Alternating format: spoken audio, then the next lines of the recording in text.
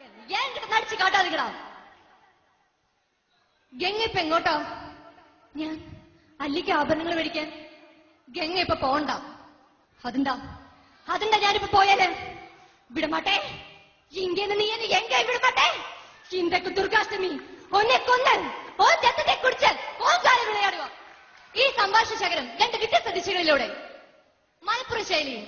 ഗംഗ നീ ഇപ്പൊ എങ്ങോട്ട് പോണ്? നമ്മൾ ആ അല്ലിക്ക് ആഭരണം മേടിക്കാൻ വേണ്ടി പോണ് പോലും. ഇത് എന്ത് പണ്ടാരാണ്? ഇങ്ങോട്ടല്ലേ പോണ്ട് പറഞ്ഞു എത്രക്ക് ധൈര്യണ്ട് എന്റെ മോന്തക്കിട്ട് നോക്കിക്കൊണ്ട് പോണ്ട പറയുന്നു. നാളെ കഴിഞ്ഞ് നെന്മാറ ചന്ത നിങ്ങൾ ബെൽച്ച് പറി കൊട്ടലെടുത്താലും പെട്ടുപെട്ടില്ല നമ്മളെ ഗംഗയിലെ പോലും. ഇനി നമ്മുടെ തൃശ്ശൂർ ശൈലിയിലായാലോ?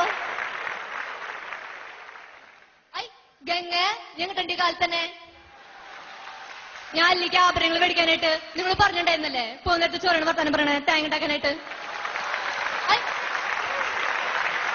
നിന്നോടല്ലേ ചെവി പോണ്ടെന്ന് പറഞ്ഞേ?